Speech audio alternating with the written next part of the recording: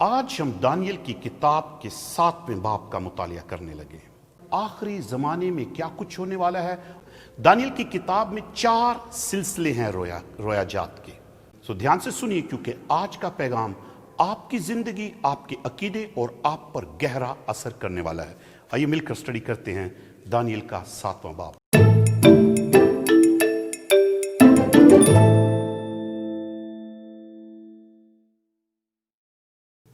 خداوند یسوع مسیح کے نام میں آپ سب کو سلام۔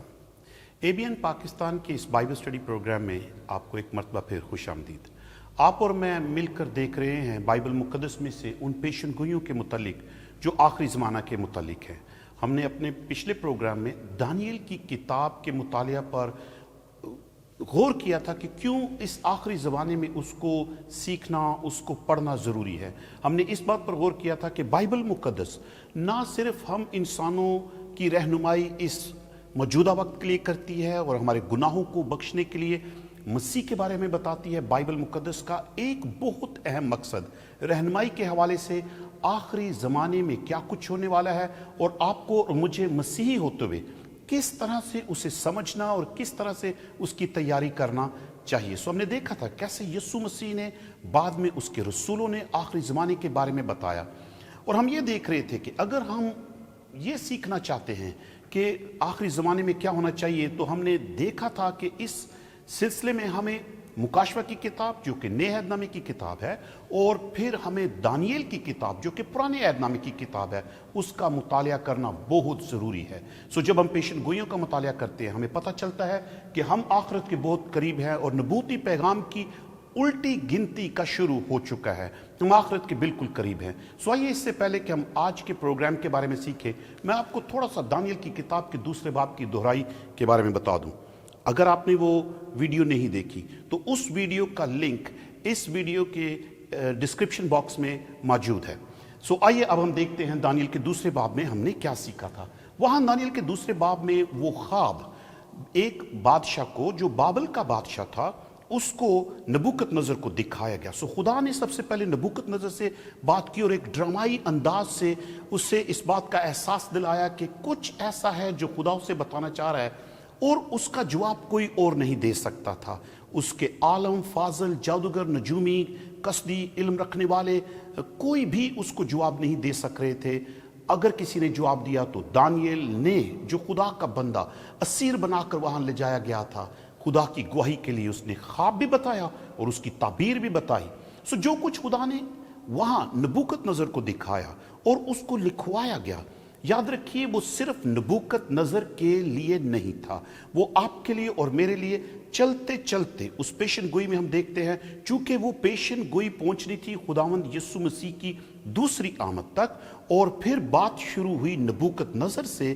ہم نے یہ دیکھا تھا کہ نبوکت نظر کو جو مورتی دکھائی گئی تھی دانیل نے اس کی تشریح 2 باب میں کی، اور یہ دانیل کی کتاب کی خوبصورت بات ہے۔ آپ کو اس کی پیشن گوئی کو پڑھنے کے بعد کچھ بھی گیس کرنے کی ضرورت نہیں ہے، خود سے سوچنے کی ضرورت نہیں ہے۔ خدا کا کلام اس کی تشریح خود ہی کرتا ہے۔ آپ کو اور مجھے کیا کرنے کی ضرورت ہے؟ وہی جو پطرس نے کہا 2 پطرس کے 1 باب کی 19ویں آیت میں، جہاں اس نے کہا کہ نبیوں کا یہ کلام زیادہ معتبر ہے، کسی بھی سوچ سے بڑھ کر ہے، اور وہاں لکھا ہے تم اچھا کرتے ہو جو اس پر غور کرتے ہو۔ آپ کو جب بھی آپ پیشن گوئیوں کو پڑھیں، پوری رویا کو پڑھیں اور آپ دیکھیں کہ اس رویا کے اندر تشریح موجود ہے کہ نہیں، اور آپ اس تشریح کو پڑھیں۔ اب چونکہ یہ دانیل کی کتاب میں ایک نبوتی پیغام تھا، یعنی وقت سے پہلے ہونے والے واقعات کا، اس لیے ہم کہتے ہیں کہ اس کو پڑھتے وقت بائبل اور پھر آگے اس کے ساتھ ساتھ چلنے والی تاریخ دونوں کو ایک ساتھ رکھ کر دیکھ کر پڑھنے کی ضرورت ہے، اور یہی خدا نے کیا۔ سو مورتی اس نے دیکھی جس کا سر سونے کا، اور پھر چاندی کے شکم اور رانے، اور اس کی شکم چاندی کے بازو اور اس کا سینہ، اور شکم اور رانے تانبے کی، ٹانگیں لوہے کی، اور پاؤں کچھ لوہے کے اور کچھ مٹی کے تھے۔ لیکن پھر خواب وہاں ختم نہیں ہوا، ایک پتھر بغیر ہاتھ لگائے وہاں مورتی کے پاؤں پر لگا، جس نے ساری مورتی کو توڑا، اور خود وہ پتھر ساری زمین پر ایک پہاڑ بن گیا۔ تشریح اس نے کی، کہا دانیل نے بادشاہ वो सोने का सर तू है, तेरे बाद एक और सल्तनत आएगी, उसके बाद एक और सल्तनत आएगी। ये वहां बाइबल में लिखा है, और उन सल्तनतों का नाम नहीं है। और फिर चलते चलते चौथी सल्तनत, और फिर लिखा है उस सल्तनत में तफरका होगा, और फिर में ऐसा वक्त आएगा कुछ सल्तनतें कमजोर, कुछ कभी हो जाएंगी, और वो कोशिश करेंगे मिलने की, कभी एक ना हो पाएंगे। और उन बादशाहों के अयाम में आसमान का खुदा एक बादशाही बर्पा करेगा। सो वो बादशाह था, तो खुदा ने उसके जरिए से हमें आने वाली सल्तनतों का, बादशाहतों का के बारे में बताया। सोने का सर बाबल, मादी फारस चांदी की छाती और उसके बाजू, और यूनान था शिकम और जो तांबे की थी, रोम लोहे की टांगे। और रोम जब बट गया तो रोम की सल्तनत जो 10 में ही बटी, और ये कोई इत्तेफाक नहीं था। पांव की उंगलियां 10, वह लिखा है जैसे तूने देखा वो पांव और उसकी उंगलियां 10 में ही रोम बटा था। लेकिन फिर वहां बात खत्म, आखिरी जमाने की वो सल्तनतें, लेकिन फिर आने वाली खुदा की बादशाहत थी। सो क्या चीज हमने दूसरे बाब में सीखी? आप और मैं कौन से वक्त में एक लंबा सफर तय करके हमने देखा कि वो रोम का 10 में बढ़ जाना 476 ईस्वी में, और आज हम देखें 1600 साढ़े 1600 साल आगे आ चुके हैं। बहुत करीब ही एक पत्थर, यीशु मसीह की दूसरी आमद इस जमीन को आकर खत्म करेगी दुनिया की सल्तनतों को, और खुदा की बादशाही यीशु की दूसरी आमद के वसीले से कायम होगी। तो वो जो पत्थर आके लगना था वो यीशु मसीह, लेकिन उसकी पहली आमद नहीं, उसकी दूसरी आमद थी। सो हमने ये देखा था कि दुनिया की तारीख की तस्वीर कशी खुद खुदा ने की है। क्या कोई चीज खुदा के हाथ से बाहर है? कभी कभी हालात इतने भयानक हो जाते हैं कि इंसान खौफजदा हो जाता है, उसको अपनी बका की, इस दुनिया की बका की फिक्र होने लगती है। मगर मत भूलिए, ये दुनिया इतना लंबा सफर तय करके आई है। खुदा ने इस दुनिया की तारीख को पहले से देख रखा है। आपका और मेरा खुदा इस कादर है कि वो अंजाम को आगाज से देख लेता है, हमें फिक्र करने की जरूरत नहीं है। और वो जो खुदा के लोग हैं जो उसके कलाम को पढ़ते हैं, वो जानते हैं कि ये दुनिया किस सिमत चल रही है। हमें पता है कि ये दुनिया बाबल, मादी फारस, यूनान, रोम और सल्तनत जो बटी हुई हैं, अगली बड़ी सल्तनत में इस दुनिया को उधर चले जाना है। कौन चाहेंगे? जो इस पार मसीह के लिए तैयार हैं। सो खुदा के हाथ में सब कुछ है, हम आखिरी जमाने में हैं, आइए हम उसकी बादशाही के लिए तैयार हों। सो आज हम दानियल की किताब के 7वें बाब का मुतालिया करने लगे। चंद चीजें इससे पहले कि हम वहां देखें, मैं आपको बताऊं, जब आप दानियल की किताब का मुतालिया करेंगे तो आप बहुत आराम से उसी असूल को देखेंगे जो दानियल के दूसरे बाब में पाया गया था। नंबर 1, आप देखेंगे कि दानियल की किताब में एक मर्तबा फिर रोया का जिक्र किया जाएगा। दानियल की किताब में 4 सिलसिले हैं रोया जात के। दूसरे बाब में, 7वें बाब में, 8वें और 9वें बाब में आप देखेंगे, जब आप वहां स्टडी करेंगे आप देखेंगे वो दोनों एक हैं। सो 8वां और 9वां एक रोया का तीसरा सिलसिला, और आखिरी सिलसिला 10 से शुरू होकर 12 के आखिर तक है। सो 4 सिलसिले हैं। तो ये उसका दूसरा सिलसिला है दानियल की किताब में। अब आप देखेंगे कि जैसे दूसरे बाब में पहले सारी रोया को बयान किया गया, और फिर आगे आने वाली आयतों में उस रोया में आने वाली अलामात की तशरीह की गई, तो वहीं पर मौजूद है। आपको और मुझे सिर्फ पढ़ना है, और बहुत ध्यान से पढ़ना है। दूसरा असूल जो हम अपनाएंगे, जैसे वो सर और सोना, छाती और चांदी, शिकम और तांबा, टांगे और लोहा अलामात थी सल्तनतों की, आप देखेंगे यहां भी कुछ दिखाया जाएगा, और ये अलामात हैं। और एक मर्तबा फिर आप देखेंगे कई चीजों की दोहराई की जाएगी।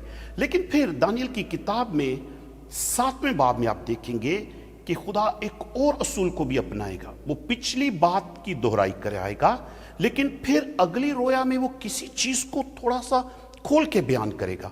आपके लिए और मेरे लिए वो जो चीज खुदा मजीद बयान करेगा, वो खास तवज्जो का मरकज होना चाहिए। उसकी एक और वजह भी है, क्योंकि उस हिस्से में हम देखेंगे कहीं पर आप और मैं भी हैं। जैसे उस मूर्ति के पांव वाले हिस्से में हम आते हैं, जहां सल्तनतें कुछ कवि, कुछ ज़हीफ हैं, उसी तरह आप देखेंगे दानियल 7वें बाब के एक हिस्से में आप और मैं आते हैं।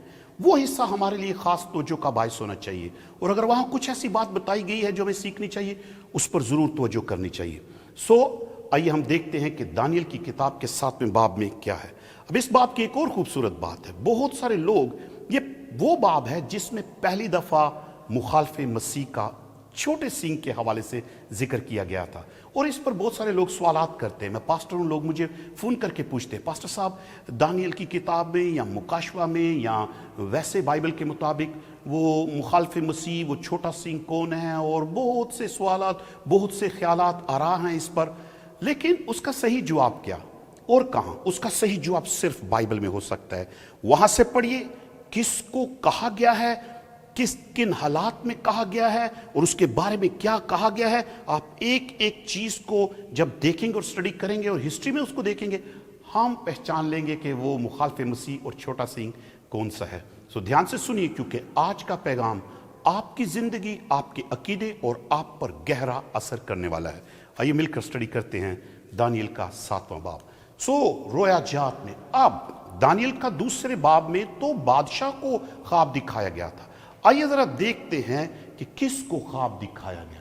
وہاں پہلی آیت میں لکھا ہوا ہے، میں دانیل نے اپنے بستر پر خواب میں سر کے دماغی خیالات کی رویا دیکھی۔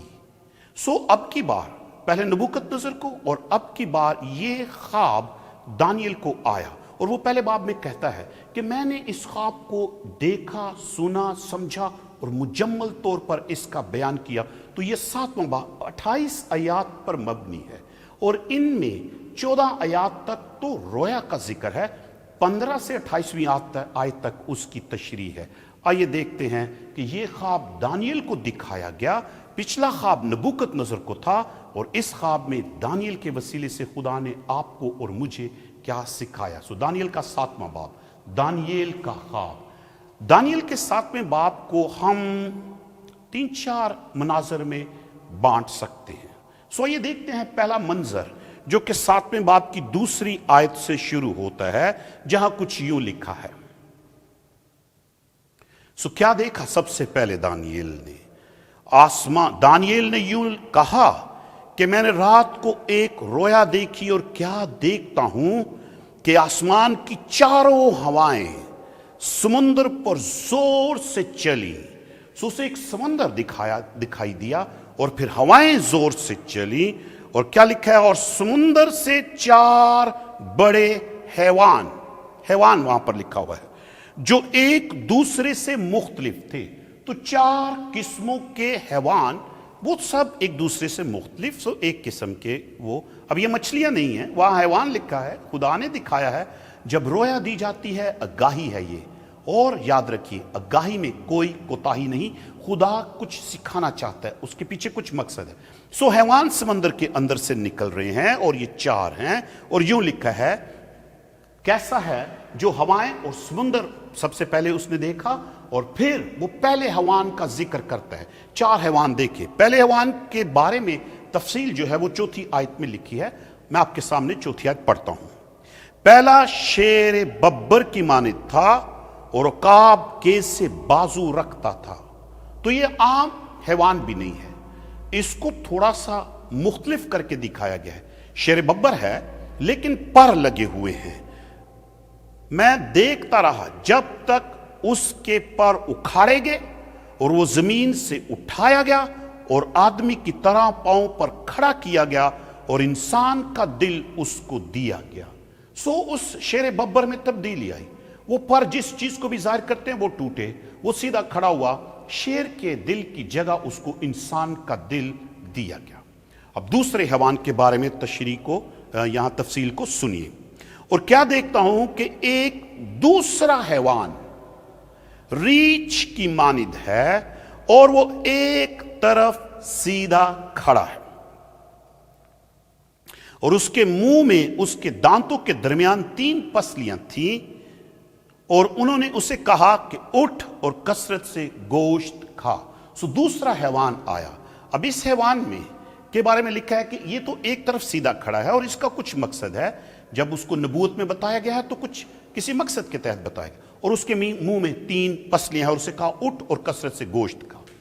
پھر آتا ہے ایک تیسرا حیوان، اور تیسرے حیوان کے بارے میں آیت نمبر 6 میں یوں لکھا ہے، پھر میں نے نظر کی اور کیا دیکھتا ہوں کہ ایک اور حیوان تیندوے کی مانند اٹھا۔ اب یہ تیندوا پرانی اردو میں چیتے کو کہتے ہیں۔ سو تیندوے کی مانند اٹھا، جس کی پیٹھ پر یعنی کمر پر پرندے کے سے 4 بازو تھے اور اس حیوان کے 4 سر تھے۔ سو یہ عام حیوانوں سے فرق ہے۔ یاد رکھیے ایسے حیوان ہوتے نہیں ہیں، ایسا کوئی شیر ببر دنیا میں نہیں ہے جس کے پر ہوں، ایسا کوئی تیندوا یا چیتا موجود نہیں ہے جس کے 4 سر اور 4 پر ہوں۔ یہ علامات تھی، خدا کچھ سکھانا چاہ رہا تھا۔ دیکھیے اس آیت کے آخر میں چھوٹا سا فکر ہے۔ جب آپ بائبل کو پڑھتے ہیں تو فکروں کو دھیان سے سنیے، پڑھیے، کیونکہ ہو سکتا ہے وہ چھوٹی سی کنجی بن جائیں جو بڑے تالے کو کھول سکیں۔ سو یہاں پر لکھا ہے اس حیوان کے بارے میں 4 سر اور 4، اس حیوان کے 4 سر تھے اور سلطنت اس سے دی گئی۔ یہ چھوٹا فکرہ ہے، لیکن یہ چھوٹا فکرہ ہمیں بتانے کے لیے کافی ہے کہ یہ کوئی سلطنت تھی، اور سلطنت اس کو دی گئی، مطلب اس سے پہلے کسی اور کے پاس سلطنت تھی، اس سے پہلے کسی اور کے پاس سلطنت تھی۔ ہم دیکھیں گے آگے چل کے کہ فرشتہ جب اس کو سمجھائے گا تو وہ کہے گا یہ حیوان اس دنیا میں آنے والی سلطنتیں ہیں۔ لیکن میں آپ کو یہاں بتانا چاہتا ہوں، پڑھتے وقت آپ غور کریں، یہاں لکھا ہے سلطنت اس کو دی گئی۔ اب ہم بات کرتے ہیں چوتھے حیوان کی 7ویں اور 8ویں آیت میں، اس کے بارے میں یوں تفصیل لکھی ہے۔ پھر میں نے رات کو رویا میں دیکھا، اور کیا دیکھتا ہوں کہ چوتھا حیوان ہولناک اور ہیبتناک اور نہایت زبردست ہے، اور اس کے دانت لوہے کے اور بڑے بڑے تھے، وہ نگل جاتا اور ٹکڑے ٹکڑے کرتا تھا، اور جو کچھ باقی بچتا اس کو پاؤں سے لتاڑتا تھا، اور یہ ان سب حیوانوں سے مختلف تھا، اور اس کے 10 سینگ تھے۔ تو یہ حیوان، چوتھا حیوان، اس کے بارے میں کیا لکھا؟ مختلف بھی ہے۔ اب اس کو وہ کسی سے تشبیہ نہیں دے سکا، لوہے کے دانت اور ناخن، اور وہ جس طرح کا ہے، اور 10 سینگ ہیں، ہیبتناک ہے، زبردست ہے، تو لکھے ان سے مختلف تھا چوتھا حیوان۔ میں نے، اب آگے دیکھیے 8ویں آیت، بات حیوانوں کی، اور پھر چلتی ہے 8ویں آیت، اور میں نے ان سینگوں پر غور سے نظر کی۔ اس حیوان کے 10 سینگ تھے، تو دانیل کی توجہ سینگوں پر دلائی گئی۔ کیا لکھا ہے؟ نظر کی اور کیا دیکھتا ہوں کہ ان کے درمیان سے ایک اور چھوٹا سا سینگ نکلا، جس کے آگے پہلوں میں سے 3 سینگ جڑ سے اکھاڑے گئے، اور کیا دیکھتا ہوں کہ اس سینگ میں انسان کی سی آنکھیں ہیں، اور ایک منہ ہے جس سے گھمنڈ کی باتیں نکلتی ہیں۔ سو حیوان چلتے چلتے بعد سینگوں پر، اور سینگوں میں سے ایک سینگ پر آئی، جو سینگ بعد میں نکلا 10 کے، 3 اس کے سامنے جڑ سے اکھاڑے گئے، آنکھیں ہیں اور منہ سے گھمنڈ کی باتیں کہتا ہے۔ تو یہ تھا دانیل کی کتاب کی رویا کا پہلا حصہ۔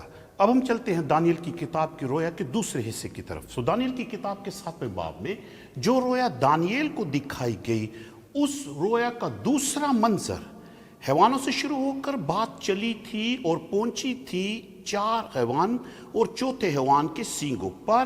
لیکن جب سینگوں میں وہ ہلچل اور وہ سب کچھ دکھایا جا رہا تھا، وہاں پر 8ویں آیت کے بعد 9ویں آیت سے 14ویں آیت تک دوسرا منظر پیش کیا گیا۔ اب دوسرے منظر میں پہلا حصہ 7ویں باب کی 9ویں اور 10ویں آیت میں ہے، اور یہ حصہ قدیم الایام سے متعلق ہے۔ آئیے دیکھتے ہیں کہ یہاں پر قدیم الایام کو کس طرح سے پیش کیا گیا ہے۔ سو دیکھتے ہیں اس کی 9ویں آیت دانیل کی کتاب میں، میرے دیکھتے ہوئے، یعنی جب وہ ایک طرف ان حیوانوں کو دیکھ رہا تھا، تخت لگائے گئے، سو تخت لگائے گئے اور قدیم الایام بیٹھ گیا۔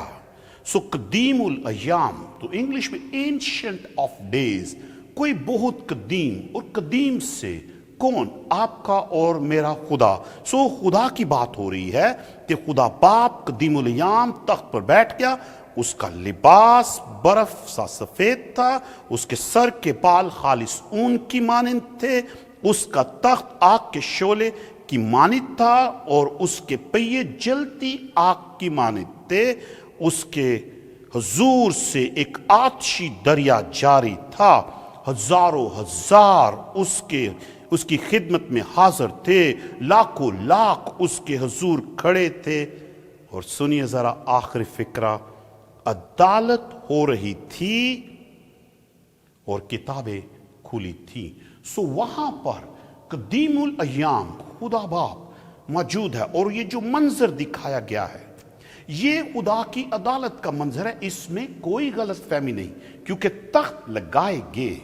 جب یہ سب حیوانوں کا ذکر کیا گیا اور اس حیوان کا جس کے سینگ اور سینگوں میں سے کوئی ایک سینگ کچھ کر رہا تھا، ادھر سے سینگ بدلا اور اس منظر کو آسمانی عدالت کو دکھایا گیا، جہاں خدا باپ قدیم الایام اس کے حضور کتابیں کھلی تھی اور عدالت ہو رہی تھی۔ لیکن پھر آیت نمبر 13 اور 14 میں یوں منظر کو بیان کیا گیا ہے، ایک شخص آدم ذات کی مانند ہے۔ دیکھیے ذرا اس کے بارے میں کیا لکھا ہے، میں نے رات کو رویا میں دیکھا اور کیا دیکھتا ہوں کہ ایک شخص آدم ذات کی مانند آسمان کے بادلوں کے ساتھ آیا اور قدیم الایام تک پہنچا۔ سو وہاں پر آدم ذات کی مانند، اور ہم جانتے ہیں کہ یہ وہ لقب ہے جو خداوند یسوع مسیح کے لیے بائبل میں اس کو منسوب کیا گیا ہے، یسوع مسیح کے لیے مخصوص کیا گیا ہے آدم ذات۔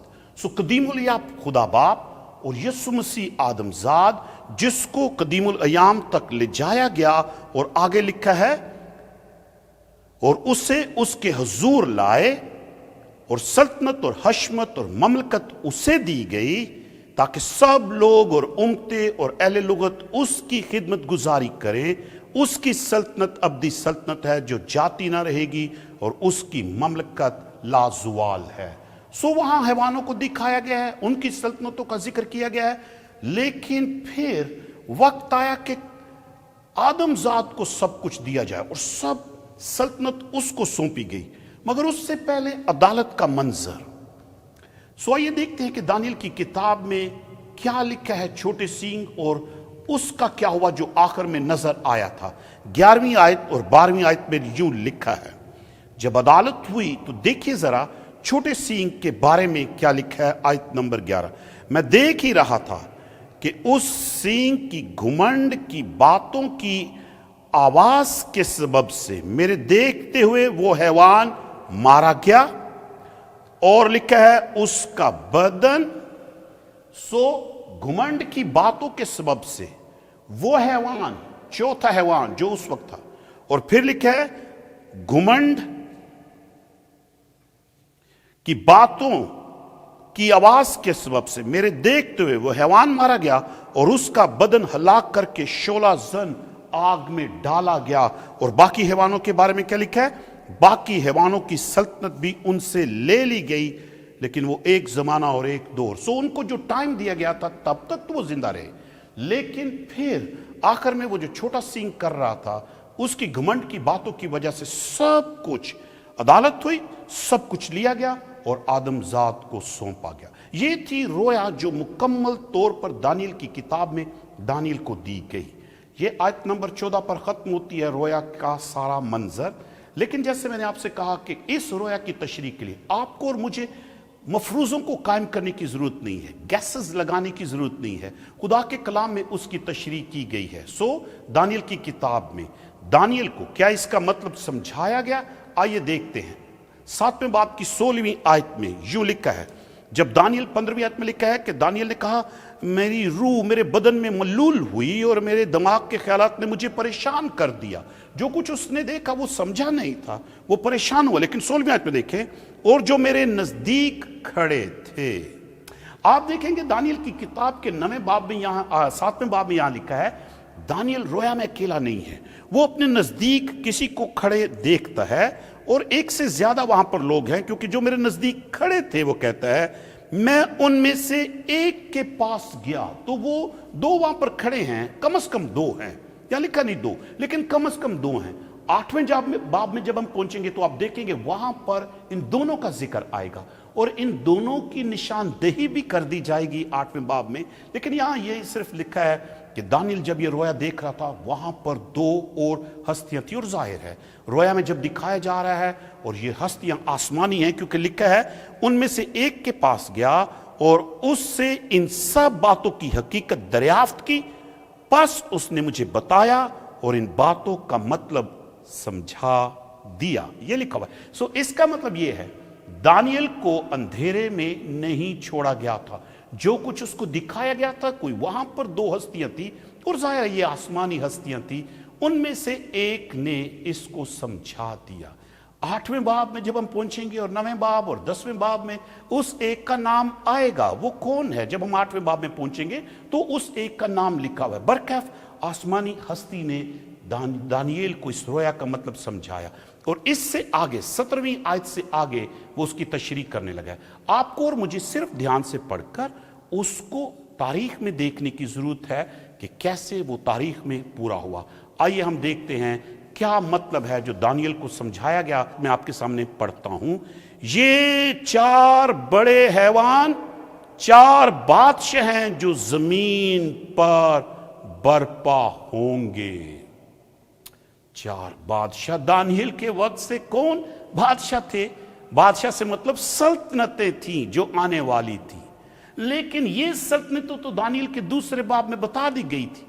تو جی ہاں، یہ وہی سلطنتیں تھیں، وہی 4: بابل، مادی فارس، یونان، روم، اور پھر جیسے اس حیوان کے 10 سینگ اور وہاں مورتی کے 10 انگلیاں تھی، روم جو 10 میں بٹ گیا، اس کے بارے میں تھا یہاں لکھا ہے۔ لیکن آخر پر لکھا ہے 18ویں آیت میں کہ یہ آئیں گے بادشاہ، سلطنت کریں گے، لیکن 18ویں آیت میں جلدی سے سب کا انجام بتا دی گیا۔ لیکن حق تعالیٰ کے مقدس لوگ سلطنت لے لیں گے، اور اب تک، ہاں عبدالآباد تک لکھا ہے اس سلطنت کے مالک رہیں گے۔ ہاں آئیں گے، سو بابل آیا، مادی فارس، یونان آیا، روم آیا، روم بٹا، اور آج آپ اور میں اس بٹی ہوئی حالت میں رہ رہے ہیں۔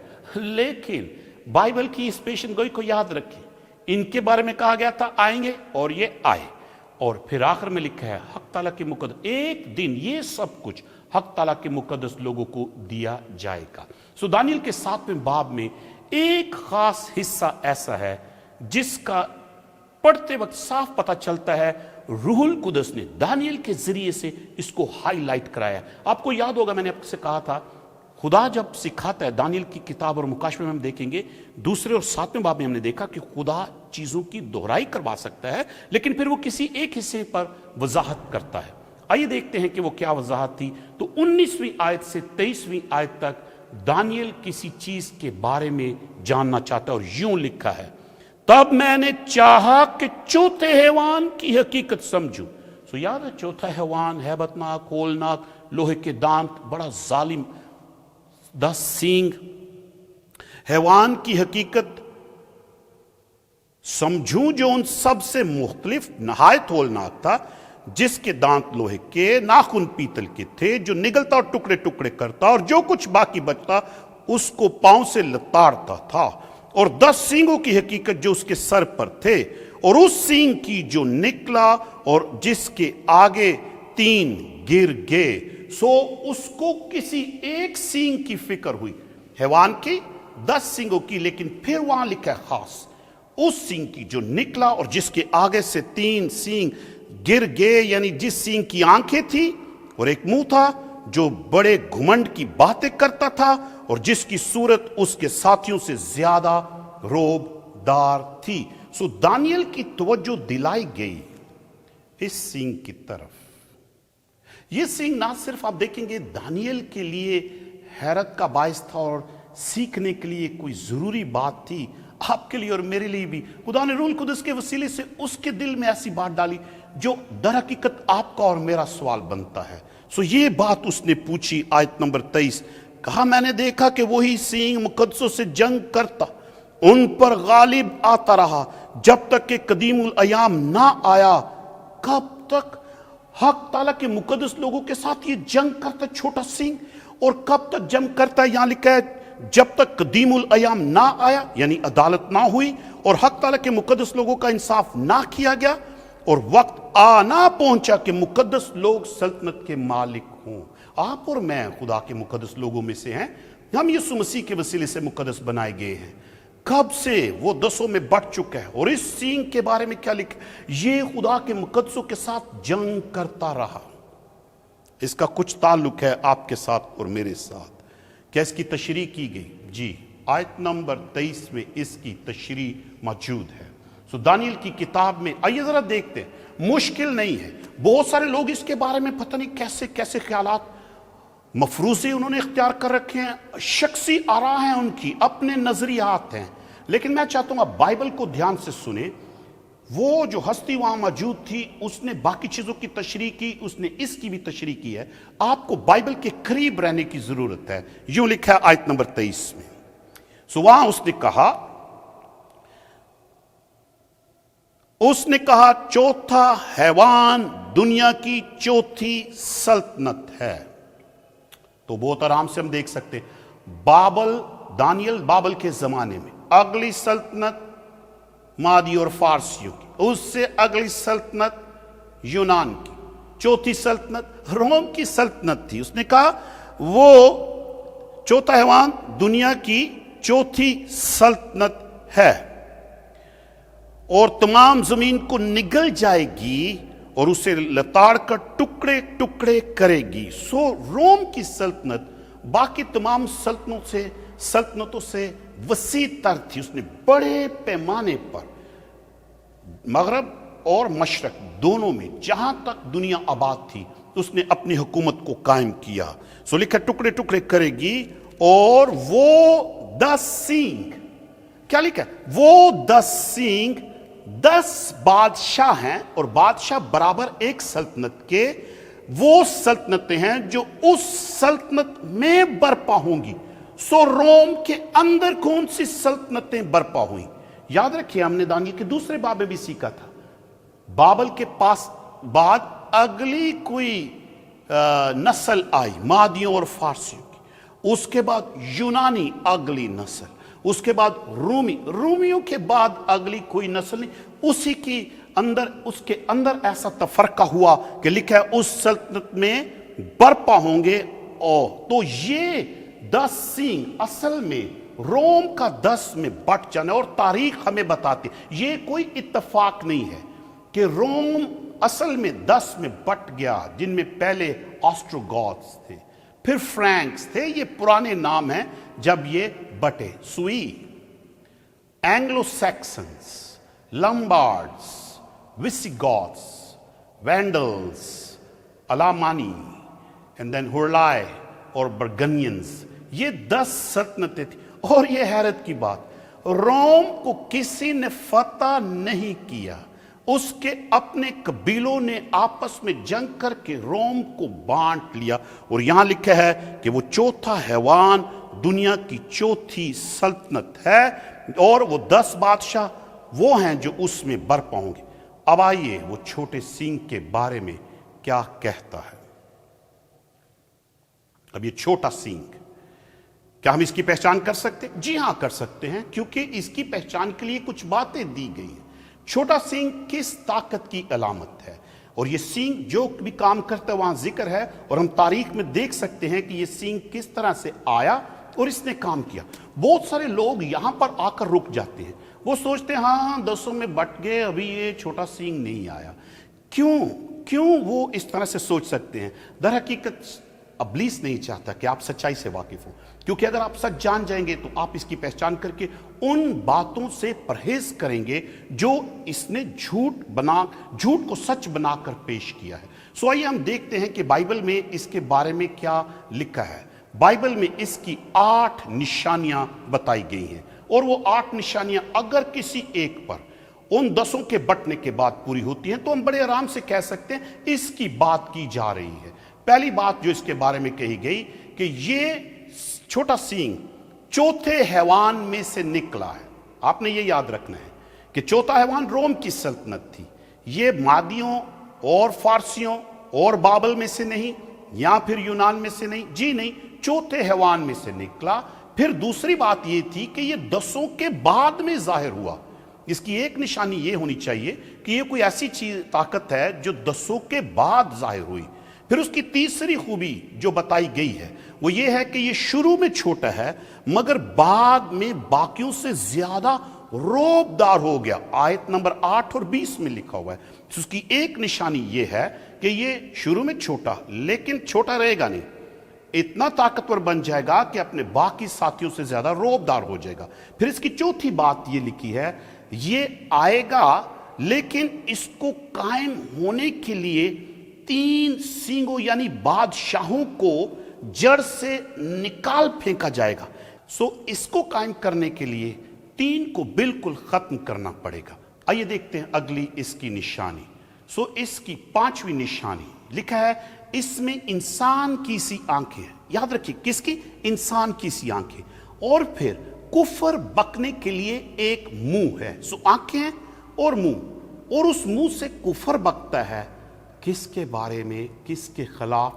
حق تعالی کے خلاف, خدا قادر کے خلاف. اس کی باتیں کچھ ایسی ہیں جو کافرانہ ہیں, وہ خدا کے برابر ہونے کے بارے میں ہیں. یہ سینگ کچھ ایسی طاقت رکھنے والا ہے. پھر لکھا ہے اس کی 6ٹھی بات, حق تعالی کے مقدسوں کو تنگ کرے گا. پھر لکھا ہے کہ حق تعالی یعنی حق تعالی کی شریعت اور اوقات کو بدلنے کی کوشش کرے گا. کوئی ایسا سینگ, کوئی ایسی طاقت. یاد ہے کہ سینگ 10 بادشاہتیں تھیں, تو وہ سلطنتیں, ان میں سے یہ کوئی ایسی پاور سلطنت ہے جو اتنی طاقتور ہوگی اور اس کا رخ بدلے گا حق تعالیٰ اور اس کے لوگ اور اس کی شریعت کی طرف, اور وہ وہاں بدلے گا. اور پھر اس کی ایک نشانی یہ ہے کہ کتنی دیر تک وہ حکومت کرے گا؟ دوروں اور نیم دور تک اس کے حوالے کیے کہ اس کو ایک ٹائم دیا گیا, ایک وقت دیا گیا. یہ 8 نشانیاں ہیں. اب اس کو پڑھنا اور سمجھنا بالکل مشکل نہیں. ہم بالکل ٹھیک سٹڈی کرتے ہوئے پہنچے تھے بابل سے شروع ہو کر مادی فارس, یونان اور روم کے اس وقت میں پہنچے تھے جب اس کی سلطنتیں 200 میں بٹ چکی تھیں. اور یہ سنگ ان 200 کے بعد آ کر خدا کی شریعت, کلام اور خدا کے لوگوں کے ساتھ کچھ کرتا ہے. تاریخ میں کیا کوئی ایسی طاقت آئی جس نے ایسا کیا؟ بائبل میں کس طاقت کی طرف یہ 8 نشانیاں جاتی ہیں؟ جو لوگ تاریخ سے واقف ہیں, اور میں بات کرنے لگا ہوں تاریخ کی. آپ یہاں پر جس پروگرام کو دیکھ رہی ہیں سیونتھ ڈے ایڈوینٹسٹ چرچ کے پلیٹ فارم سے پروگرام آپ کے سامنے پیش کیا جا رہا ہے. یہ اس چرچ کی کا پروگرام ہے. مگر یاد رکھیے جو باتیں آپ کو بتائی جا رہی ہیں یہ ہماری پیدا کی ہوئی نہیں ہیں. بائبل میں ان کا بیان ہے اور تاریخ میں ان کا ثبوت پایا جاتا ہے. اور سیونتھ ڈے ایڈوینٹسٹ اکیلے نہیں ہیں اس سینگ کی نشاندہی کرتے ہوئے, یہ کہتے ہوئے کہ روم کے بعد جو اگلی بڑی طاقت آئی جو ان باقی 10 اور یورپ کی سلطنتوں کے اندر ایسی ممتاز اور طاقتور تھی کہ اس کا ان پر روب اور دبدبا تھا. تو یہ چھوٹا سینگ در حقیقت روم جب مسیحی ہو گیا, اور مسیحی ہونے کے بعد جب اس نے مسیحی کلیسیا کو, جو اس وقت واحد اکلوتی کلیسیا تھی, کوئی اور ڈینومینیشن نہیں تھی, تو ہم کس کی بات کریں؟ یہ چھوٹا سینگ کوئی اور نہیں, مسیحی رومی کلیسیا تھی جو روم میں سے نکلی اور جس کا نام رومن کیتھولک چرچ تھا. اس وقت میں جو اتنا پاورفل ہوا کہ یہ 8 کی 8 پیشن گوئیاں بالکل ٹھیک نشانیاں اس طاقت پر پوری ہوتی ہیں. اس کے علاوہ یہ کسی اور پر پوری نہیں ہوتی. تاریخ میں جا کر آپ دیکھیے کچھ لوگ ہیں جو یہ سننا نہیں چاہتے, لیکن یاد رکھیے یہ بات بائبل مقدس کی, یہ بات تاریخ کی. تاریخ میں جا کر آپ ان سچائیوں کو مٹا نہیں سکتے, وہاں موجود ہے. سیونتھ ڈے ایڈوینٹسٹ کلیسیا اکیلی کلیسیا نہیں جو اس کو اس طرح سے سمجھتی ہے. یہ صرف حال ہی میں کچھ ایسا ہوا ہے جہاں پر لوگوں نے توجہ یہاں سے ہٹا کر کہیں اور لگانے کے لیے یہ کہنا شروع کیا کہ یہ چھوٹا سینگ ابھی آنے والا ہے. مگر یاد رکھیے مارٹن لوتھر جب الگ ہوا تھا، اس نے جب مطالعہ کیا تو اس کے بقول اور جتنے بھی پیشن گوئیوں کا مطالعہ کرنے والے تھے، وہ مشہور سائنسدان لا آف موشن پیش کرنے والے خدا کے وہ بندے مطالعہ کرنے والے تھے، جس نے پیشن گوئیوں کا مطالعہ کیا، اور پھر اس کے مطابق اور جتنے بھی ریفارمرز تھے جب وہ مطالعہ کرتے اور بیان کرتے، وہ اس چھوٹے سینگ میں رومن کیتھولک چرچ کو اور اس کے ہیڈ کو دیکھا کرتے تھے۔ سو یہ دیکھتے ہیں کہ کیسے یہ 8 کی 8 پیشن گوئیاں اس رومی کلیسیا پر پوری ہوتی ہیں۔ وہاں لکھا تھا کہ چوتھے حیوان سے نکلے گا، چوتھا حیوان روم تھا۔ سو اس سلطنت میں سے نکلنے والا، آپ اور میں جانتے ہیں تاریخ میں رومی دور کی کلیسیا روم سے نکلی، اور آج بھی اس کا نام رومن کیتھولک چرچ۔ رومن کیوں؟ رومن کا بائبل کے ساتھ کیا تعلق ہے؟ لیکن نہیں، اس کلیسیا کا تو روم کے ساتھ تعلق ہے، اس میں سے نکلے تو رومن ان کا نام کا حصہ، سو یہ روم میں سے 200 کے بعد نکلا۔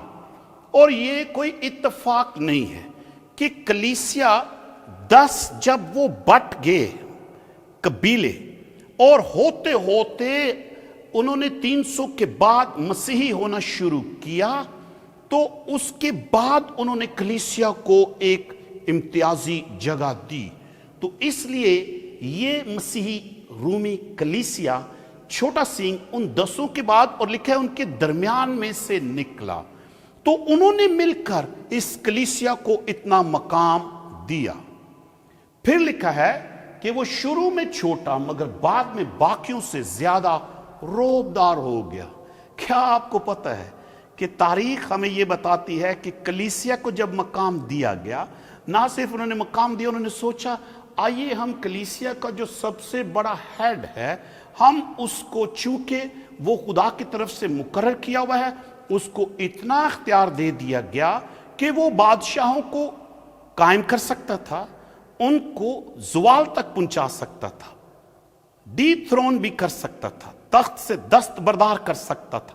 اور تاریخ میں ایسے واقعات موجود ہیں کہ اگر کسی سلطنت کے بادشاہ نے بات نہ مانی تو پوپ کے کہنے سے، ہیڈ کے کہنے سے، اس کی رعایا سے کہا گیا کہ آپ اس بادشاہ کی بات مت مانیں، اس کو ایکسکمیونیکیٹ کیا جا سکتا ہے۔ اور پھر ایسی باتیں تاریخ میں موجود ہیں۔ سو وہ دوسروں سے زیادہ روبدار ہوا۔ اب وہاں پر لکھا ہے کہ 3 سینگوں کو، بادشاہوں کو جڑ سے اکھاڑا گیا۔ کیا ایسا ہوا کہ رومی کلیسیا کو قائم کرنے کے لیے 3 سلطنتوں کو اکھاڑا گیا؟ یہ بھی کوئی اتفاق نہیں ہے، تاریخ میں پڑھ لیجئے گا۔ 3 سلطنتیں ایسی تھیں جنہوں نے کہا کہ روم کا ہیڈ جو ہے چرچ کے ہیڈ کو دنیا کی سلطنتوں کے ہیڈ ہونے کی ضرورت نہیں ہے۔ سو ان تینوں کو جڑ سے اکھاڑا گیا جو بادشاہ کی مخالفت کرتے تھے۔ پھر وہاں لکھا ہے اس میں انسان کی سی آنکھیں ہیں اور کفر بکنے کے لیے ایک منہ ہے جو حق تعالیٰ کے خلاف باتیں کرتا ہے۔ آپ سوچیں گے چرچ کیسے یہ کر سکتا ہے؟ انسان کی سی آنکھیں حکمت کی علامت ہیں، سوچ کی علامت ہیں۔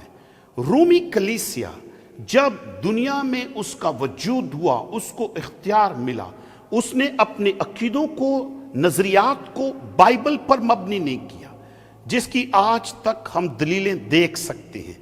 کس چیز پر مبنی تھی؟ انسانی سوچ پر مبنی تھی، روم سے لی گئی تھی، خدا کے کلام سے نہیں۔ پرانے وقتوں میں نبی کو غیب بین کہا جاتا تھا، خدا کی آنکھ، خدا کا منہ کہا جاتا تھا، اور یہاں انسان کی آنکھیں، انسانی سوچ، اور کفر بکنے کے لیے منہ، جی کہا اس نے حق تعالیٰ کے خلاف باتیں کی۔ کیا آپ کو پتہ ہے کہ رومی کلیسیا کی تاریخ میں، تاریخ کی کتابوں میں اس بات کی دلالت ملتی ہے کہ روم کا ہیڈ، اس کے بارے میں کہا جاتا تھا کہ اس کے پاس خدا جیسا اختیار ہے، گناہوں کو معاف کرنے کا، بائبل کی باتوں کو تبدیل کرنے کا جو کہ انہوں نے کی اور لوگوں نے انہیں قبول کیا، اور لوگ ان کی پیروی کرتے ہیں. نئی باتوں کو اختیار کرنے کا جو بائبل کے مطابق نہیں تھی انہوں نے کی. اور حق تعالیٰ کے خلاف باتیں کیسے؟ جو چیزیں صرف حق تعالیٰ کی تھیں، جو اختیارات حق تعالیٰ کے تھے، اس کو انسان کو دینا یا سوچنا کہ وہ کر سکتا ہے، یہ کفر ہے. سو کہا گیا، کتابوں میں لکھا ہے کہ پوپ اس زمین پر کلیسیا کا ہیڈ خدا ہے. تو یہ حق تعالیٰ کے خلاف باتیں تھی. صرف حق تعالیٰ گناہوں کو معاف کر سکتا ہے. لیکن جب یہ کہا جائے کہ پوپ اور پوپ کے آگے جو پریسٹ ہیں ان کو اختیار دیا جاتا ہے کہ وہ گناہوں کو معاف کرے، تو یہ کفر کے برابر ہے. آپ کو یاد ہے جب یسوع مسیح زمین پر تھا اور وہاں فقیہ فریسیوں کے سامنے یسوع مسیح نے اس مفلوج سے کہا، میں بیٹا تیرے گناہ معاف ہوئے. انہوں نے کہا تو کفر بکتا ہے. سو گناہ معاف کرنا چونکہ صرف خدا کا اختیار ہے، تو اس کے برابر اپنے آپ کو کوئی کہے تو یہ حق تعالیٰ کے خلاف بات ہے. پھر اگلی بات، حق تعالیٰ کے مقدسوں کو تنگ کرے گا. کیا روم کی کلیسیا نے حق تعالیٰ کے مقدسوں کو کبھی تنگ کیا؟ آئیے ذرا اس بات پر غور کریں اور یہ دیکھتے ہیں اس نے حق تعالیٰ کے خلاف باتیں کی، وہ ہم نے دیکھا. حق تعالیٰ کے مقدسوں کو تنگ کیا. کیا تاریخ اس بات کی دلالت دیتی ہے کہ رومی کلیسیا نے ان مقدسوں کو جو کسی طرح سے بائبل کی سچائی پر قائم رہنے کی کوشش کرتے تھے ان کے ساتھ لڑائی کی؟ جی ہاں، بھری پڑی ہے تاریخ اور کلیسیائی تاریخ رومی اس بات کا وہ خود بھی اقرار کرتے ہیں کہ کلیسیا نے ان سب کو جو کلیسیا کی بات ماننے کے لیے تیار نہیں تھے ان کو تہ تیغ کیا، ان کو طرح طرح سے قتل کیا گیا، کئیوں کو جلایا گیا. اور ایسے لوگ جنہوں نے خدا کے کلام کا ترجمہ کیا انگلش میں، کلیسیا نے سوچا کہ لاطینی زبان الہی زبان ہے، آسمانی زبان ہے، اس کا کسی اور زبان میں ترجمہ نہیں ہونا چاہیے. لیکن جنہوں نے کیا ان کے ترجموں سمیت انہوں نے انہیں جلایا. ایسے سورما خدا کے موجود ہیں بڑے پیمانے پر ان 3 سلطنتوں سے شروع کر کے، اور اس کے بعد جتنی لڑائیاں کلیسیا نے یہ کہہ کر لڑی کہ یہ خدا کی طرف سے ہمیں حکم ہے، چاہے وہ سلطنتوں کے ساتھ تھی، کروسیڈز تھے، چاہے اندر دوسری کلیسیاؤں کے ساتھ تھے، جس نے سر اٹھانے کی، حق کی آواز اٹھانے کی کوشش کی اس کو قتل کیا گیا. لاکھوں میں نہیں کروڑوں میں موجود ہیں جنہیں اس کلیسیا نے، تاریخ میں لکھا ہے رومی کلیسیا نے قتل کیا. کیا شریعت اور اوقات کو بدلنے کی کوشش کی؟ کیا ہمارے پاس ان باتوں کے ثبوت ہیں؟ جی موجود ہیں. بائبل میں لکھا ہے اور تاریخ میں انہوں نے اس کو سچ ثابت کیا. کیا آپ کو پتہ ہے کہ اور بہت ساری باتوں میں تبدیلیوں کے ساتھ ساتھ جب شریعت کی بات کرتے ہیں تو خدا کے 10 احکام جو خود خدا نے انگلی سے لکھے اور 2 دفعہ اپنی انگلی سے لکھ کر موسیٰ کو دیے، جنہیں اندر عہد کی تختیوں کو اس عہد کے صندوق میں پاک ترین مقام کے اندر رکھا جاتا تھا، عہد کے صندوق کے اندر. آج بھی رومی کلیسیا کے یہ کیے گئے کام موجود ہیں. اب کسی بھی رومی کلیسیا سے یا ان کی کیٹیکزم کی کتاب سے، کسی ممبر سے کیٹیکزم کی کتاب میں جا کر دیکھیے، ان سے 10 حکم سنیں، آپ دیکھیں گے کہ 10 حکموں میں سب سے لمبا حکم دوسرا حکم ہے جو انہوں نے سرے سے وہاں سے کاٹ دیا. اور ان کی اس کے پاس کوئی وجہ ہے. کیوں؟ کیونکہ کلیسیا نے بت پرستی سکھائی. اور دوسرا حکم کیا ہے کہ تم میرے حضور غیر معبودوں کو نہ ماننا اور اپنے لیے کوئی تراشی ہوئی مورت بنا کر اس کے سامنے سجدہ نہ کرنا. تو دوسرا حکم سرے سے نکال دیا گیا. جب ایک نکل گیا دوسرا حکم تو 10 کیسے ہوئے؟ جی مزید تبدیلی دیکھیے ذرا. وہ جو 10واں حکم تھا، بیگانے کی مال کا لالچ نہ کرنا، اس کو 9واں بنا کر بیگانے کی بیوی کا لالچ نہ کرنا، اس کو 10واں بنا دیا. پھر وہاں لکھا ہے اوقات کو بدلنے کی کوشش کرے گا. انہوں نے بہت ساری چیزوں کے ساتھ ساتھ 10 حکموں کے اندر ایک حکم، چوتھا حکم خداوند کے بارے میں، اس کے سبت کے بارے میں، یاد کر کے تو سبت کا دن پاک مانا. تشریح وضاحت پڑھیے حکم میں تو لکھا 7واں دن خداوند تیرے خدا کا سبت. لیکن کلیسیا نے، اس چھوٹے سین نے اور رومی کلیسیا نے اپنے اختیار کو جتاتے ہوئے سبت کے حکم کو تبدیل کر کے، جو کہ سیٹرڈے ہے، ہفتے کا دن، وہ مانتے ہیں۔ کلیسیا نے اس کو اتوار پر اس کے تقدس کو منتقل کر دیا۔ کس نے؟ کلیسیا نے۔ آپ کبھی ان سے پوچھے گا کہ اس نے سبت کے حکم کو بدلا، وہ نہیں کہیں گے یسوع مسیح نے بدلا۔ کئی دفعہ پروٹیسٹنٹس اس بات کو سمجھتے نہیں ہیں، دوسرے میرے عزیز بھائی اور ایماندار لوگ، مسیح نے یا اس کے رسولوں نے نہیں کیا۔ اور اس پیشن گوئی کے مطابق بھی کئی دفعہ وہ سمجھتے نہیں، کہتے یسوع نے آ کے شریعت کو بدلا۔ جی نہیں، اونلی اینٹی کرائسٹ نے، مخالف مسیح نے آ کے شریعت کو بدلنے کی کوشش کرنا تھا۔ خدا اپنی شریعت کو نہیں بدلتا، وہ کیوں اپنے حکموں کو بدلے گا؟ سو تاریخ میں اس نے کیا۔ سو آپ سنیے ذرا ان سے، وہ کہیں گے خداوند کا دن پاک مانا۔ اب خداوند کا دن پاک مانا وہ کون سا دن ہے؟ وہ تو ہفتے کا 7واں دن نہیں ہے، وہ تو ہفتے کا پہلا دن ہے۔ سو یہ بات بھی اس چھوٹے سینگ یعنی رومی کلیسیا پر۔ آئیے اب ذرا آخری بات دیکھتے جو والے کی۔ والے کہا ہے ایک دور اور دوروں اور نیم دور تک یہ وقت اس کو دیا گیا۔ اب یہ دوروں نیم دور، ویسے تو میں آپ کو بتا دوں 538 میں یہ کلیسیا قائم ہوئی، 538 میں، کیونکہ 538 عیسوی وہ سال تھا جب آخری طاقت جو تھی ان کو زیر کیا گیا تھا، اور پھر وہاں سے شروع کر کے اس سینگ کا، چھوٹے سینگ کا، کلیسیا کا اختیار قائم ہو گیا۔ اور دوروں اور نیم دور 1260 دن، اور پیشن گوئی میں ایک دن 1 سال کے برابر، اتنے سال 1798 تک دنیا پر راج کیا۔ اور آپ ویسے بھی کسی سے پوچھیں کہ رومی کلیسیا نے کتنی دیر دنیا پر حکومت کی، وہ کہیں گے، لوگ جو تاریخ کو جانتے وہ کہیں گے جی تقریباً 100 سال، 1000 سال۔ اب 1000 سال اصل میں پیشن گوئی میں 1260 سال ہیں، تو 1000 سال وہ کہتے ہیں، تو ہے، ایسے ہے۔ اب یہ کیسے ہم اس پر پہنچے؟ آئیے ذرا غور کرتے ہیں۔ وہاں لکھا ہے بائبل مقدس میں دوروں اور نیم دور۔ بائبل مقدس میں 7 مرتبہ اس وقت کا ذکر کیا گیا ہے۔ اس کو ایسے مت سمجھیے، ایسے ہی مت لیجئے، اس کو لائٹ مت لیجئے۔ یہ 7 مرتبہ 2 دفعہ دانیل کی کتاب میں، یہاں آنے کے بعد 7ویں باب کے بعد یہ 12ویں باب میں دوبارہ آئے گا، لیکن 5 مرتبہ مکاشفہ کی کتاب میں، 11ویں باب میں، 12ویں باب میں، 13ویں باب میں، 7 مرتبہ۔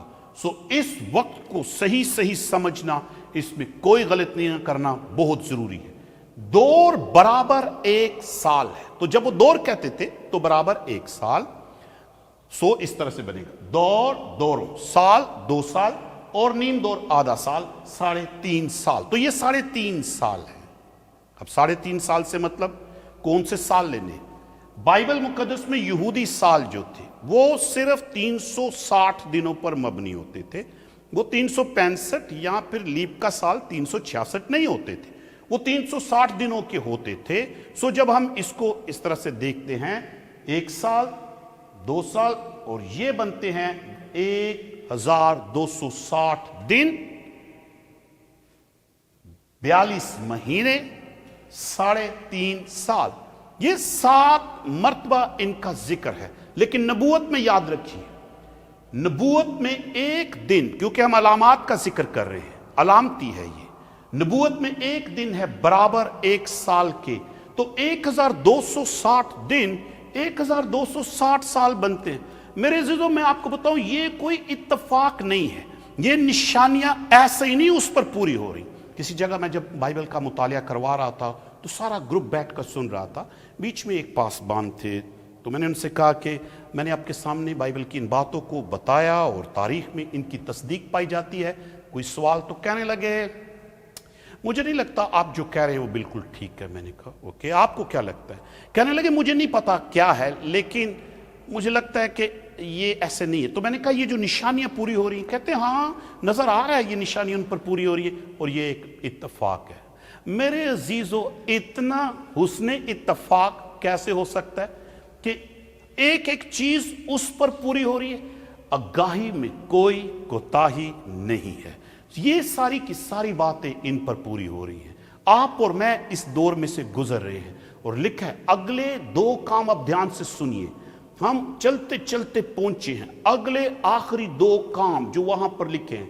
ایک وہاں دکھائی گئی خدا کی عدالت، اور دوسری ہے مسیح کی آمد ثانی۔ 7ویں باب کی 26ویں آیت میں ذرا دھیان سے سنیے، جب چھوٹا سینگ یہ سارے کام کر رہا ہے، مقدسوں سے لڑ رہا ہے، شریعت کو بدل رہا ہے، آیت نمبر 26 میں کچھ یوں لکھا ہے، وہاں لکھا ہے آیت نمبر 26 میں 7واں باب، وہاں لکھا ہے تب عدالت قائم ہوگی، تب جب ان کا یہ ٹائم پورا ہوگا۔ ٹائم کتنا تھا؟ 1798 میں اس کا آخر تھا سلطنت کا، وہ ختم نہیں ہوا، ابھی ہے چھوٹا سینگ رومی کلیسیا، کیونکہ جب ہم مکاشفہ میں پہنچیں گے ہم دیکھیں گے۔ اور یاد رکھیے جو کچھ دانیل میں بتایا گیا ہے اس کو مزید وضاحت کے ساتھ مکاشفہ میں دکھایا جاتا ہے۔ وہاں 1798 کے بعد عدالت قائم ہوگی اور اس کی سلطنت اس سے لے لیں گے۔ میرے عزیزو، ہم اس ٹائم میں سے گزر رہے ہیں جب خدا کی عدالت ہو رہی ہے اور عنقریب وہ عدالت ختم ہوگی آمد ثانی سے پہلے، اور پھر اس کی سلطنت اس سے لے لیں گے۔ وہاں لکھا ہے 26ویں آیت میں عدالت قائم ہوگی، اس سے لے لیں گے کہ اسے ہمیشہ کے لیے نیست و نابود کریں۔ عدالت قائم ہوگی، ہم یہ توقع کرتے ہیں اس بائبل کی پیشن گوئی کے مطابق۔ بائبل یہ آمد ثانی سے پہلے کی عدالت ہے، کیونکہ آمد ثانی اس کے بعد ہوگی، بعد میں سلطنت لی جائے گی، پہلے عدالت قائم ہوگی۔ ہم یہ کہتے ہیں 1798 کے بعد کے ہی 1800 کے بیچ میں آسمان پر عدالت شروع ہے۔ جب ہم 8ویں باب میں پہنچیں گے تو ہم دیکھیں گے ایگزیکٹ ٹائم ہمیں بتایا جائے گا۔ 9ویں اور 8ویں باب میں ایگزیکٹ سال بتایا گیا ہے جس سال اس عدالت کو شروع ہونا ہے۔ میرے عزیزو، آپ اور میں اس سنجیدہ وقت میں رہ رہے ہیں جب آسمان پر مقدسین کی عدالت جاری ہے، اور یہ طے کیا جا رہا ہے کہ کتاب کے اندر، یاد رکھیے وہاں کتابیں کھلی تھیں، آپ اور میں جو کچھ کہتے ہیں، جو کچھ سوچتے ہیں، جو ہاتھوں سے کرتے ہیں، جو بھی کام قولن فعلن اور عملن جو کچھ کیا گیا ہے، عدالت پہ ان سب کو لایا جائے گا، اور عنقریب یہ عدالت ختم ہوگی۔ اور پھر لکھا ہے آیت نمبر 27 میں، وہاں لکھا ہے تب عدالت قائم ہوگی، اور پھر 27 آیت میں لکھا ہے اور تمام آسمان کے نیچے سب ملکوں کی سلطنت اور مملکت اور سلطنت کی حشمت حق تعالیٰ کے مقدس لوگوں کو بخشی جائے گی۔ اس کی سلطنت ابدی سلطنت ہے اور تمام مملکتیں اس کی خدمت گزار اور فرما بردار ہوں گی۔ میرے عزیزو، ہم اس وقت کا انتظار کر رہے ہیں۔ 1800 سے آگے عدالت شروع ہے، یہ 2020 چل رہا ہے، ہم اس بڑے واقعہ کے بالکل قریب ہیں۔ کیا رکھا ہے اس بڑے واقعہ میں آپ کے لیے اور میرے لیے؟ خدا کا یہ عظیم وعدہ کہ وہ خدا کے مقدسین لوگوں کو وہ سلطنت دی جائے گی، اگلی بڑی سلطنت جو اس دنیا میں بڑے پیمانے پر قائم ہونے والی ہے، وہ آپ کے اور میرے مسیح کی بادشاہی ہے۔ اور یاد کیجئے مسیح نے کہا تھا کہ وہ اپنے ایماندار لوگوں کو اپنے ساتھ تخت پر بٹھائے گا۔ آئیے اپنے آپ کو ہم اس کے لیے تیار کریں۔ یہ وہ وقت ہے، ہم اس چھوٹے سینگ کے وقت میں رہ رہے ہیں، ہم اس عدالت کے وقت میں رہ رہے ہیں۔ خبردار رہیں، آپ کس چیز پر آپ کا ایمان ہے، آپ کن چیزوں کو اختیار کر کے چل رہے ہیں۔ چھوٹے سینگ کی کوئی بات آپ کی اور میری زندگی میں نہیں ہونی چاہیے اگر ہم اس عدالت میں کامیاب ہو کر خدا کی بادشاہی میں پہنچنا چاہتے ہیں۔ آئیے خداوند کے کلام پر توجہ کر کے آج ہی فیصلہ کریں کہ آپ اور میں خداوند یسوع مسیح کے ساتھ وفادار رہیں گے، کیونکہ وہی مسیح، کون لوگ اس کے ساتھ جائیں گے؟ وہ جو اس پر ایمان رکھتے ہیں، وہ اپنوں کو لینے کے لیے آ رہا ہے۔ خداوند آپ کو اس کلام کے وسیلے سے برکت بخشے اور آپ کی زندگی میں بہت بڑی تبدیلی لائے۔ آئیے دعا کرتے ہیں۔ مہربان آسمانی باپ، ہم دل سے شکر گزار ہیں، تیرا کلام ہماری رہنمائی کرتا ہے، اور اس آخری دور کے لیے تو نبوتی پیغام از حد ضروری ہے، چراغ کی مانند ہے جو ہماری رہنمائی کرتا ہے۔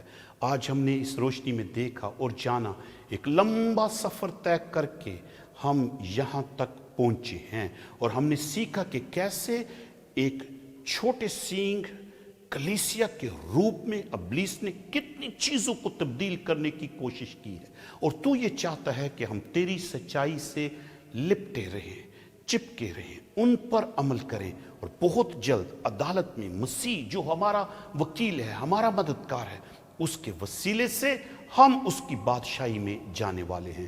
آج ہی اپنے آپ کو خداوند یسوع مسیح کے ساتھ پویستہ کر لیں تاکہ جب وہ آئے تو اس کے ساتھ جانے کے لیے تیار ہوں. خداوند یسوع مسیح کے نام سے آمین. ناظرین و سامعین، ABN پاکستان کی جانب سے آپ سب کو سلام. کلام مقدس کی اشاعت میں ہمارا ساتھ دیں. اس ویڈیو کو اپنے دوستوں، رشتہ داروں اور خاص کر بائبل کے طالب علموں سے شیئر کریں تاکہ وہ بہتر طور پر خدا کے کلام کی سچائی کو سمجھ سکیں. اور مزید ویڈیوز کو دیکھنے کے لیے اس ویڈیو کو لائک کریں، چینل کو سبسکرائب کریں اور ساتھ میں بیل آئیکن کو پریس کریں تاکہ ہر نئی آنے والی ویڈیو کا نوٹیفیکیشن آپ کو ملتا رہے. خدا آپ کا حامی اور ناصر ہو. شکریہ.